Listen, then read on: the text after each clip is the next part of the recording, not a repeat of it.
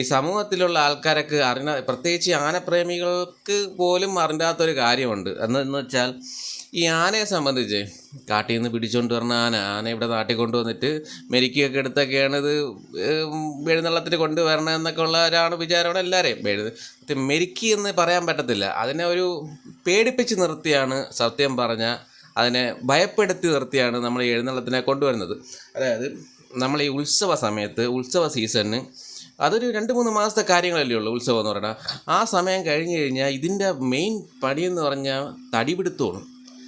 തടി പിടിക്കുന്നതാണ് ഇതിൻ്റെ മെയിൻ പരിപാടി ഈ ആനയെ കൊണ്ടുള്ളത്. ഈ ആനയെ കൊണ്ട് തടി പിടിപ്പിക്കുന്നത്, ഞാൻ പറയാൻ കാര്യം, ഞാനൊരു ക്രെയിൻ ഓപ്പറേറ്ററാണ്. ഞാൻ ക്രെയിൻ ഓപ്പറേറ്ററായിട്ട് ഞാൻ കോട്ടയത്ത് വർക്ക് ചെയ്തിട്ടുണ്ട്. കോട്ടയത്ത് നിന്ന് റാന്നി, എരുമേലി ആ ഭാഗത്തൊക്കെ ഞാൻ വർക്ക് ചെയ്തിട്ടുണ്ട്. ആ ഭാഗത്ത് വർക്ക് ചെയ്യുമ്പം നമ്മൾ ഈ ഹൈഡ്രാ ക്രെയിനാണ് ഓടിച്ചിരുന്നത്. അപ്പോൾ ഈ ഹൈഡ്രാ ക്രെയിൻ എത്താത്ത സ്ഥലങ്ങളിൽ, അതായത് ഈ ഒരു കുന്ന് ഇറക്കം, നമ്മുടെ റോഡ് കാര്യങ്ങളൊന്നുമില്ല, അങ്ങനെയൊക്കെയുള്ള സ്ഥലങ്ങളിൽ ഈ ആനയെ കൊണ്ടാണ് ഇറക്കി കൊണ്ടുപോയി പിടിപ്പിച്ചുകൊണ്ട് വരുന്നത്.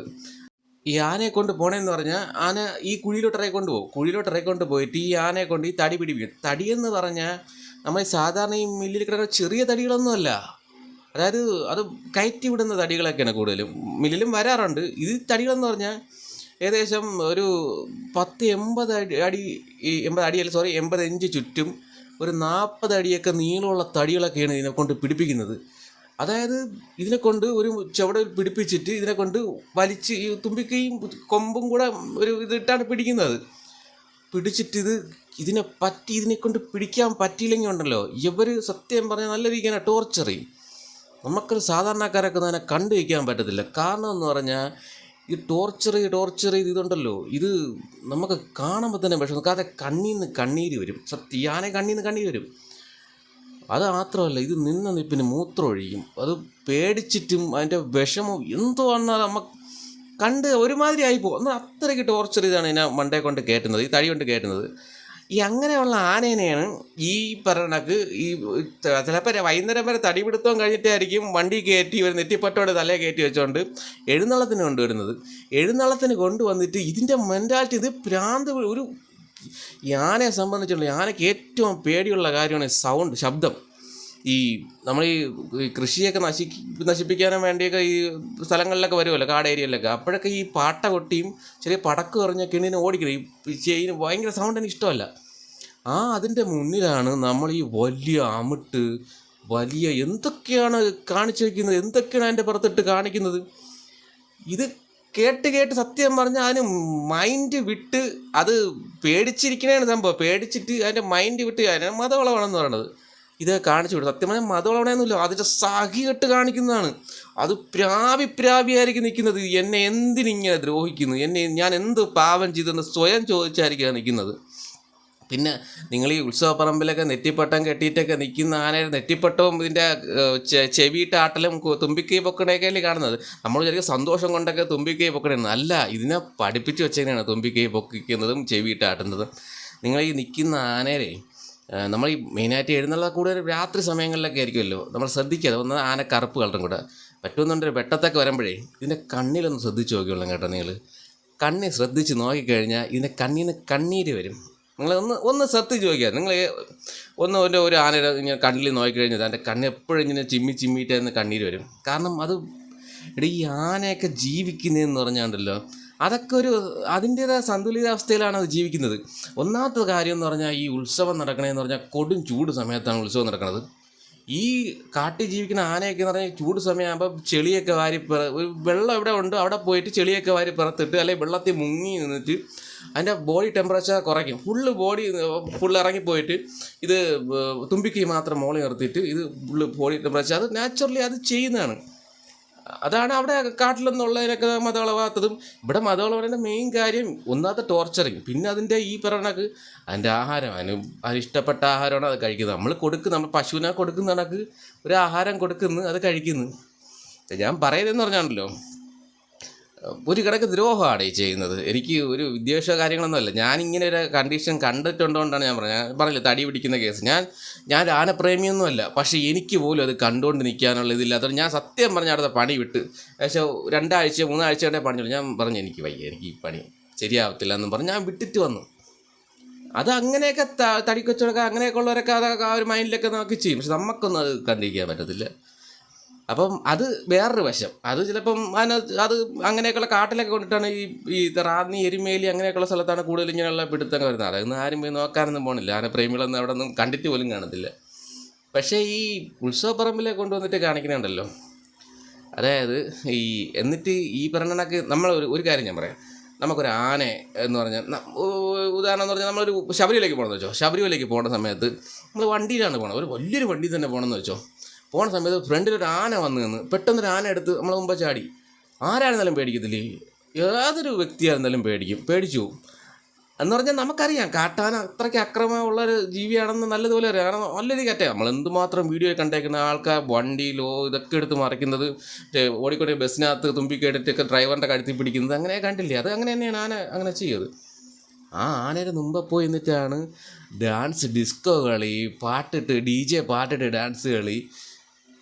എന്തോടെ ഇതൊക്കെ? അപ്പം അതിന് ഭ്രാന്തളവത്തില്ലേ? ഇത് ഈ ജീവിയെ മാത്രമേ ഉള്ളൂ ഇത്രയും ഞാൻ ടോർച്ചർ ചെയ്യുന്നത്. അതായത് മറ്റുള്ള ജീവികളെയൊക്കെ കൊന്നൊക്കെ തിന്നുന്നുണ്ട്, പോത്തിനെയും കാളേനെയൊക്കെ കൊന്ന് തിന്നിട്ടുണ്ട്.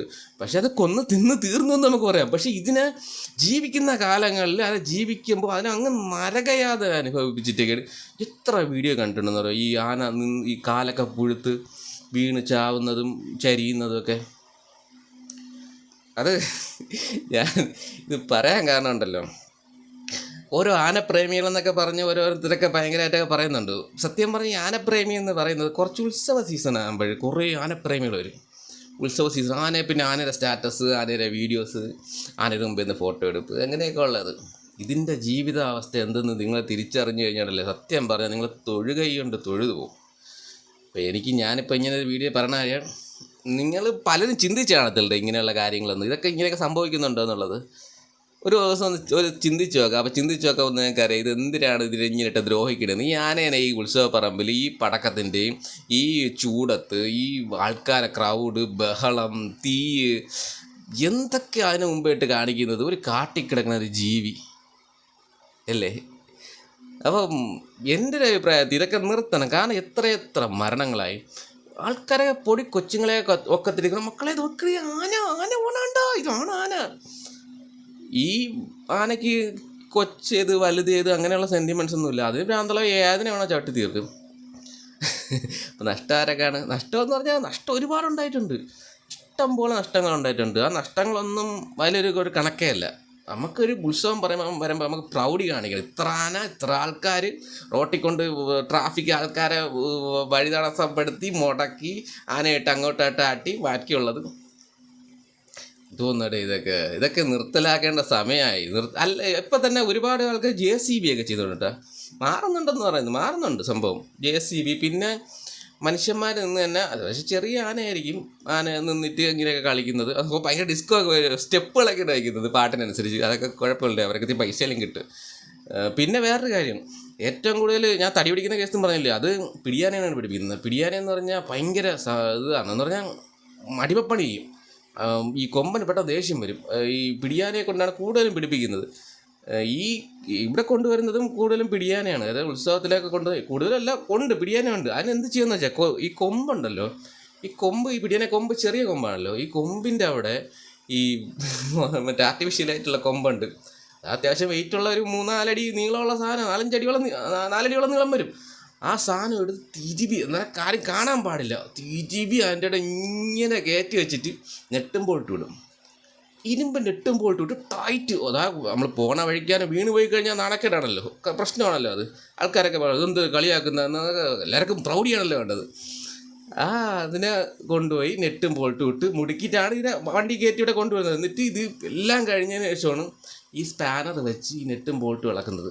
ഇവിടെ ഇതിനെക്കാട്ടി ക്രൂരത ഉണ്ടാവും. നമ്മൾ ഈ കൊന്നു തിന്നുന്നതിനെക്കാട്ടി ഏറ്റവും വലിയ ക്രൂരതയാണ് ടോർച്ചറിങ് എന്ന് നമുക്ക് വേണമെങ്കിൽ പറയാം. ഒരു മൃഗത്തിന് ഇത്രയും ടോർച്ചർ ചെയ്യുന്നത് വേറെ ഒരിടത്തിൽ കാണുമെന്ന് എനിക്ക് തോന്നുന്നില്ല. ഇതൊരു ആചാരത്തിൻ്റെ പേരിൽ നമ്മൾ ഒരിക്കലും ഇത് കണ്ടെന്നും ദൈവമൊന്നും നമുക്കത് പുണ്യം തരത്തില്ലേ. നമ്മൾ കർമ്മമാണ്, നമ്മൾ നല്ലത് ചെയ്തു കഴിഞ്ഞാൽ മാത്രമേ, നമ്മൾ ആരെ ദ്രോഹിക്കാതിരുന്നാൽ മാത്രമേ നമുക്ക് ഈ മൃണ്ടാപ്രാണിയൊക്കെ പിടിച്ചു നിർത്തി ഇങ്ങനെ കാണിച്ചു കഴിഞ്ഞാണ്ടല്ലോ. എനിക്കറിയാൻ പേല് പുണ്യം കിട്ടുമെന്ന് പ്രതീക്ഷിക്കുന്നവരായിരിക്കും ചിലപ്പോൾ കൂടുതലും. എന്നെ സംബന്ധിച്ച് ഞാൻ പറയുകയാണ്, എനിക്ക് എൻ്റെ പേഴ്സണൽ ഓപ്ഷൻ ഞാൻ പറയുകയാണെങ്കിൽ ഇത് ഏറ്റവും വലിയ ക്രൂരതയാണ് ഒരു ജീവിയോട് ചെയ്യുന്ന സമൂഹത്തിനോട് വേണമെങ്കിൽ നമുക്ക് പറയാം. കാരണം എന്ന് പറഞ്ഞാൽ ഈ പറയണക്ക് ആനയൊക്കെ ഇടഞ്ഞു കഴിഞ്ഞാൽ എത്ര ആൾക്കാരെയൊക്കെ ചവിട്ടി കൊല്ലുന്നത്, ഇപ്പോൾ സമൂഹത്തിനോടും ചെയ്യുന്നൊരു ക്രൂരതയാണ്. ഇപ്പം ഞാൻ പറഞ്ഞില്ലേ കുറച്ച് JCB ക്രെയിനൊക്കെ വെച്ചൊക്കെ തെറ്റിപ്പെട്ടോ കെട്ടിയൊക്കെ ഏകദേശം അങ്ങനെ കാണിക്കുന്നുണ്ട്. അപ്പോൾ മാറും, ഒരു 10-15 കഴിയുമ്പോൾ മാറുമായിരിക്കും. അതിനിടയ്ക്ക് വെച്ച് ഒരുപാട് പേര് മരിക്കുകയും ചെയ്യും, ഒരുപാട് വണ്ടികളൊക്കെ എടുത്തെറിയും, ഒരുപാട് പാപ്പാന്മാരെ ചവിട്ടി എടുത്ത് വിളറിയും, അങ്ങനെയൊക്കെ സംഭവിക്കും. ഇതല്ലേ ഇതെല്ലാം കാര്യങ്ങൾ സമൂഹത്തിൽ കിടക്കുന്നത്. അതുപോലൊരു കാര്യം തന്നെയാണിത്. പിന്നെ ഇങ്ങനൊരു കാര്യം എൻ്റെ ജീവിതത്തിൽ എനിക്ക് അനുഭവം ഉണ്ടായതുകൊണ്ട് ഞാൻ പറഞ്ഞതാണ് കേട്ടോ. ഞാൻ ഇങ്ങനെ ജോലി ചെയ്ത സ്ഥലത്ത് വെച്ച് എനിക്കിങ്ങനെ ഞാൻ കണ്ടിട്ടുണ്ട്. അത് അങ്ങനെയൊക്കെ ടോർച്ചർ ചെയ്യുന്ന ഒരു സാധനമാണ് ഈ ആന. അപ്പം ഇത് എങ്ങനെയെങ്കിലുമൊക്കെ ഒഴിവാക്കാൻ കാണുന്നവരൊക്കെ ഒരു മനസാക്ഷി ഉണ്ടെങ്കിൽ അതിന് വേണ്ടിയൊക്കെ ഒന്ന് പ്രയത്നിക്കുക എന്നുള്ള രീതിയിലാണ് ഞാൻ ഈ വീഡിയോ ഇട്ടത്. വീഡിയോ ഇഷ്ടപ്പെട്ടെന്നുണ്ടെങ്കിൽ സബ്സ്ക്രൈബ് ചെയ്യുക. കാരണം ഇതുപോലുള്ള പല വീഡിയോസും എനിക്ക് വീണ്ടും നിങ്ങളുടെ അടുത്ത് പറയണമെന്നുണ്ട്. തീർച്ചയായിട്ടും പുതിയൊരു വീഡിയോ ആയിട്ട് നമുക്ക് വീണ്ടും അടുത്ത വീഡിയോ കാണാം. ബൈ.